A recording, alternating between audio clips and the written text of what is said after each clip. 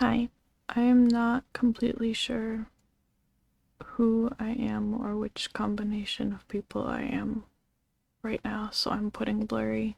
But we've been trying to film a video for this week, and a bunch of stuff has been getting in the way. And it just occurred to me that that might be a topic that would be interesting to talk about for a video anyway. So here is what I'm sure will be an incomplete and disorganized list of things that can get in the way of us filming videos and other content related things. And also, I guess it'll end up kind of by accident also being a list of reasons we can't work a normal job. So,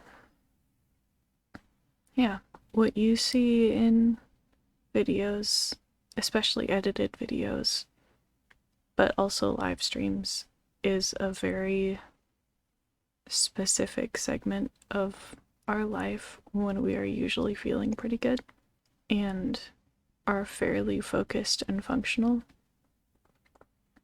And that is not most of our life. So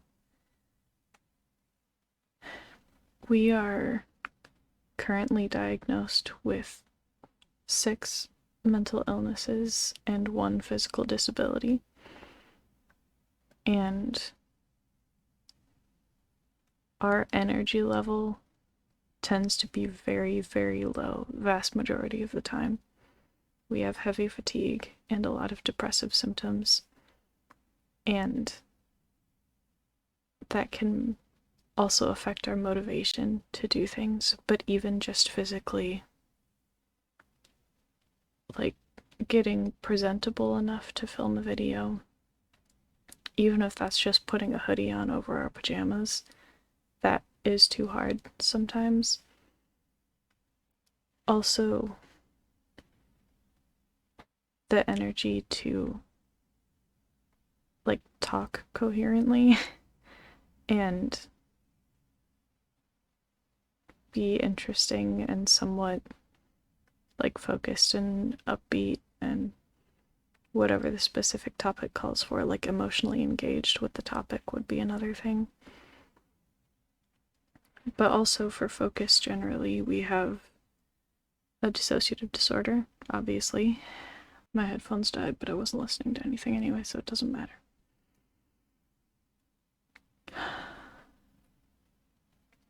We have a dissociative disorder, and dissociation interferes with focus. But we also have brain fog as a symptom of POTS, our physical disability, which affects us in a lot of similar ways as dissociation does, basically. But it makes it harder to focus and harder to think clearly and things like that. We also have flashbacks because we have PTSD, and if we've been having a lot of flashbacks, it's exhausting, and it's also a lot more stressful to try to be on camera and to try to talk about something, and especially if the thing we're trying to talk about could potentially be triggering at all. If we've been having a lot of flashbacks already, we don't want to put ourselves through that.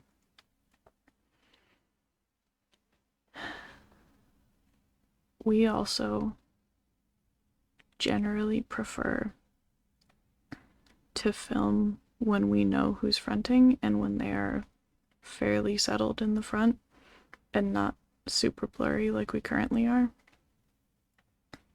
But we spend a lot of time not totally sure who's fronting, or very unsure who's fronting, or very blurry, or a combination of those. And that's just something you don't see as much on our channel. In a similar vein as that, a lot of alters in our system don't want to be on the channel. So if they're fronting, even if they're having a good day, they're not going to film. And we're not going to force anyone in our system to film if they don't want to, even if they usually want to and they don't want to that day. A lot of us have a lot of dysphoria, and sometimes it's especially dysphoric to film because people are seeing us in this body instead of what we actually look like, but also because we spend the entire video glancing over there at the viewfinder, the program that's recording it shows the image of what's being recorded the whole time. We've had a few people deal with that by putting another smaller sized computer program, like a different window, over just the face part of it, basically, so that we can still see that it's recording and nothing's gone wrong or whatever, but they don't have to see the body's face talking and moving as they do. We also sometimes get overwhelmed with filming one way or another. Sometimes it feels like a really big deal and something that we're probably very bad at, and so we're not doing a very good job, and we get really insecure and worried about that, and we put a lot of pressure on it. So a lot of times there are times where we probably could film, but we worry that we should wait until it's the perfect time to film, because maybe tomorrow I'll have a little more energy or be in a little bit of a better mood. And even if we mask, some of you might notice that we're not in as good of a mood that day, or that we seem emotionally distant or not really engaging with the thing that we're talking about. And we'll probably wish later that we had made that video on a different day when we were feeling a little bit better. But if we're going to hold ourselves to that high of a standard, we're not going to be able to remotely regularly upload unless we're starting from a place of having dozens of pre-filmed videos, because we could have a bad time of year, especially for traumaversaries and stuff. We could have months where we don't have any half-hour period on any given day that we feel that good in all of the ways that need to line up perfectly that we feel that good.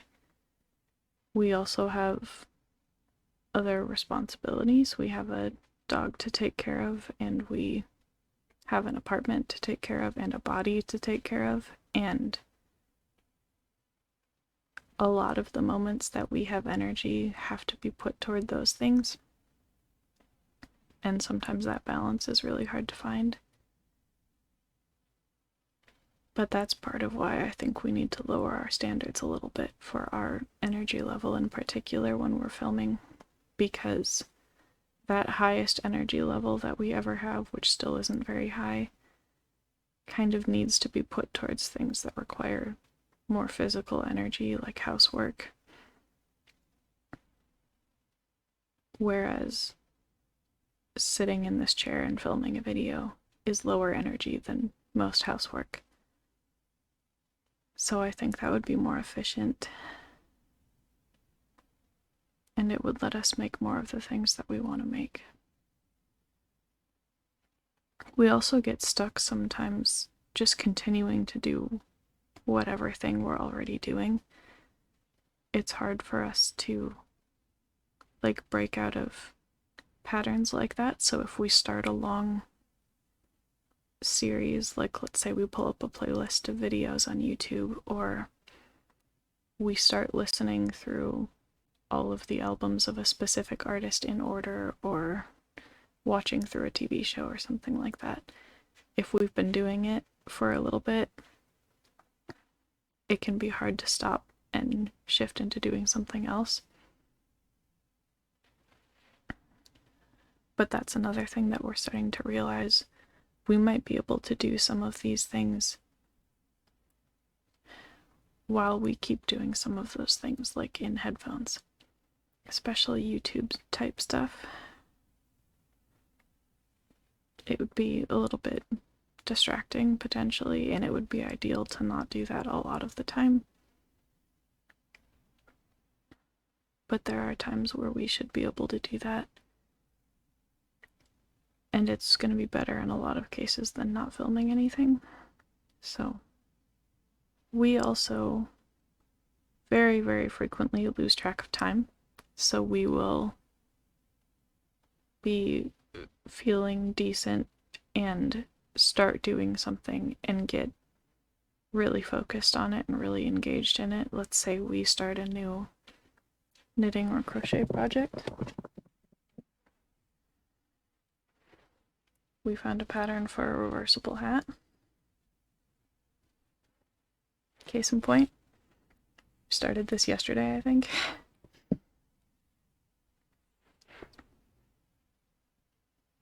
We'll get really focused and really excited about something, and then we'll glance up and it's time to go to bed.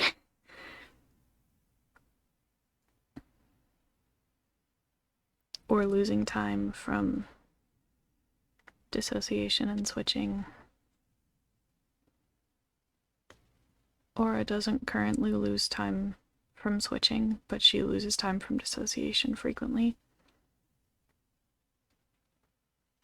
But it's similar to other types of losing track of time in terms of her subjective experience. The cause is different, but although I think we do have some of that too.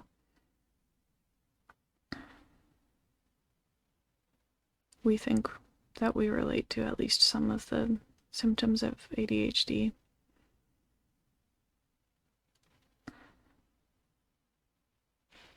And that would be one of them. If we'll get... It feels like we don't have control over how much attention we put towards something. We either can't really focus on it at all, or we can't focus on anything else, and we can't pull our focus away from it and switch to something else. There's also the fact that a lot of times we want a specific alter, or an alter with a specific role, for instance, to film a certain video. That was the case this time. We were really hoping to film a specific video and have that be the one that goes up this week. And that video is about a specific role, and we wanted one of our, 4, I think, alters who have that role to be the one to film that video, but none of them are frequent fronters. And we, generally speaking, don't like doing at least strong triggers to, switch to film. And a lot of alters in our system don't have, or at least we don't know what they would be, weaker triggers, softer triggers, however you want to think about it. And a lot of us don't necessarily have positive triggers, at least that we know of. Especially those of us who don't front that much. Because very particularly in the case of trauma holders who don't front very much, almost all, if not all, of our positive memories will be inside our inner world, not external. So having a positive trigger us out is kind of unlikely for that reason, because we don't have positive external experiences. There will also be things that kind of unexpectedly trigger one of our various symptoms, including our physical symptoms. There have been cases where we decide that, we're going to film right after we eat, but if we wait to eat until after we film, it'll be too long and it'll definitely start making our symptoms worse. And we'll feel physically sick and it'll be harder to eat and all of those things. So it's important that we eat first. And then we eat. This happens with live streams too. We eat and then we feel sick and fatigue hits all at once. And I think eating sometimes can trigger pot symptoms. I don't know why, but I've heard that that's a thing, and in our experience, it has happened fairly frequently, which sucks a lot. Especially because we're supposed to have a lot of salt for our pot symptoms, and eating salty things is one of the big ways that we do that. And so we'll eat something really salty for the express purpose of making our pot symptoms better for the thing we're about to do. And then eating in and of itself will make us feel worse instead. And it's really frustrating.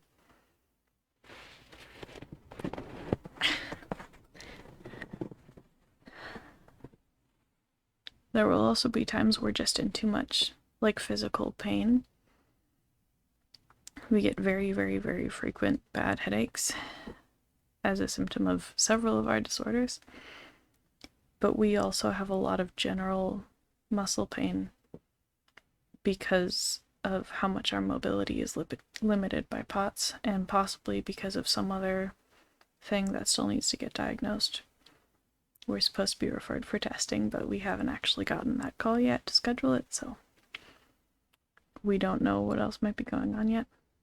I don't really want this video to be like a pity party. We're disabled and it impacts us a lot every day. But I'm not filming this like for you to feel bad for me, if that makes sense. I want to point out that there is always, always more going on behind the scenes than you know about.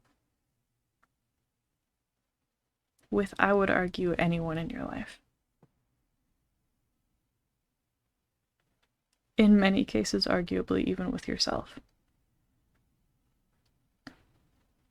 A lot of people don't know everything going on in their own mind and body. And a lot of ways that we see things about people's life, particularly online, is very selective and then edited on top of that. Pictures, videos, all of it. A lot of us really like filming. We like having the channel. We hope we can keep doing it for a long time and that it'll keep growing like it has been. It's really exciting to watch it grow, and it's really validating.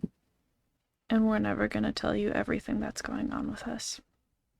You're probably never even going to know everyone in our system, not even know of them. I don't know if anyone in our system even knows of everyone in our system.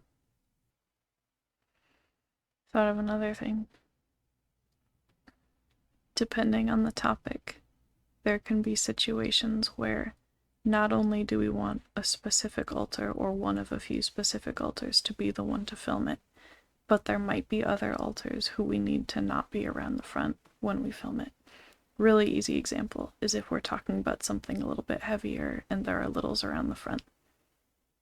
We're not doing that then in most cases. Like a little bit earlier, we were doing a lot of rapid switching for some reason. We have no idea what was causing it. And there were some littles who were involved in the rapid switching, and we had been watching a scary YouTube video and we had to stop and wait for the rapid switching to calm down because it was scaring the littles. And there are a lot of things like that where it can be very disruptive, and that's a good example of the type of thing of switching is a coping mechanism that is meant to put the right person forward for the situation that's happening, but it's running off of a script that's not accurate anymore. And there can be like glitches in it too, but I say it's not accurate anymore because it's trauma informed from our childhood trauma primarily, and those situations are not currently a part of our life. And even if they were, they would be different than then. Even the same types of situations in a slightly different context could have like different needs for it in terms of who's fronting and what trauma responses they have. So switching doesn't always actually put like the best alter forward for the situation. When we're watching a scary YouTube video, that's not a good moment for a little different. But if something in the video scares them, it could trigger them out anyway. I think I'm mostly rambling now. I'm sure there are things I missed. If you have ideas of things I might have missed, or things that, like similar types of experiences that you have, feel free to leave them in comments. If we have a bunch of things that we realize later we should have included, maybe we'll make a part 2. We normally outline our videos ahead of time, but we didn't do that this time. But even when we do that, there could be things we didn't think to put on the outline, so. If you liked this spontaneous, disorganized video, I hope you'll click the like button to tell us that you liked it and tell YouTube to show it to more people who might like it. You can also subscribe and ring the bell to make sure you don't miss our future videos, most of which are more planned out than this one, I promise. As always, there are links in the description to things like our Patreon and our Discord server and our wish list and our Etsy shop and all of those things. As of the last time we checked, I think we're at 425 subscribers, so we're a quarter of the way to our next milestone, which is really exciting, and we'll do another compilation video once we hit 500. Sorry that I've been so flushed for this entire video. We can't get our temperature and tolerance to calm down today for some reason.